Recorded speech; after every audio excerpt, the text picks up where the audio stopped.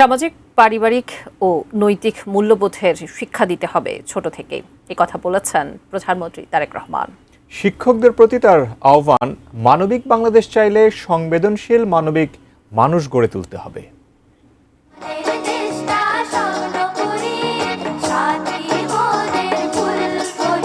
রূপকথার বর্ণিল জগতে ছোট পাখিদের নেচে বেড়ানো, আবার কখনো লাল নীল স্বপ্ন জগতে প্রিয় দেশটাকে যেমন করে দেখতে চায় শিশুরা।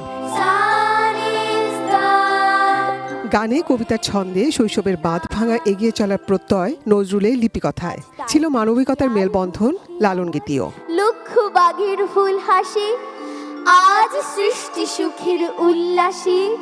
পাহাড় থেকে সমতল, সব শিশুর স্বপ্ন যখন একই মঞ্চে, নতুন কুড়ির সেই জনপ্রিয় গান।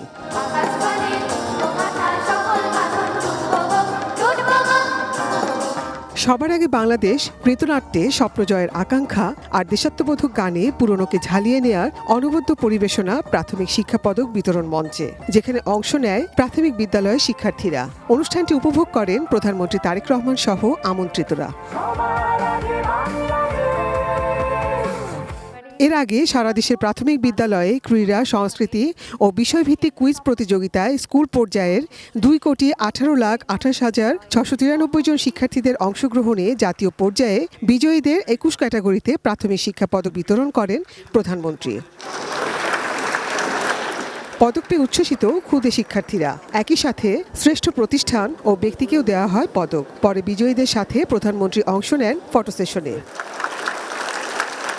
প্রধান অতিথির বক্তব্যের শুরুতেই সারা দেশ থেকে আসা শিক্ষা প্রতিষ্ঠানগুলোর আনন্দের সাথে শিক্ষা কার্যক্রমের প্রশংসা করেন প্রধানমন্ত্রী তারেক রহমান। আগামী দিনে বাংলাদেশ যারা তৈরি করবে, সেই কারিগর তৈরির কারখানাতে মনে হয় আমি আজকে এসে দেখলাম। আজকে এটাই হচ্ছে আমার সবচেয়ে বড় পাওয়া। প্রধানমন্ত্রী নৈতিক শিক্ষার উপর জোর দেন। আগামী দিনের সিলেবাসগুলোর মধ্যে আমাদের বিভিন্ন সামাজিক বলেন, ধর্মীয় বলেন, যে এথিক্স বা ভ্যালুসগুলো আছে, পারিবারিক ভ্যালুস বলেন, সামাজিক ভ্যালুস বলেন, ধর্মীয় ভ্যালুস বলেন, এইগুলোকে আমরা ইনক্লুড করতে চাই। শিশুদের মানবিক হিসেবে গড়ে তুলতে শিক্ষকদের প্রতি আহ্বান জানান প্রধানমন্ত্রী। আমরা যদি মানবিক মানুষ হিসেবে তাদেরকে গড়ে তুলতে পারি, তাহলেই আমরা মানবিক বাংলাদেশ গড়ার ক্ষেত্রটি রচনা করতে পারব। শিক্ষক বৃন্দের কাছে আমার অনুরোধ থাকবে, আমাদেরকে দয়া করে সাহায্য করুন একটি মানবিক বাংলাদেশ গড়ে তুলতে। বুধবার সকালে সবুজ বিদ্যালয় কর্মসূচির আওতায় সরকারি প্রাথমিক বিদ্যালয়ে গাছের চারা রোপণ কর্মসূচির উদ্বোধন করেন সরকার প্রধান। Nazia Afrin, ATN news, Dhaka.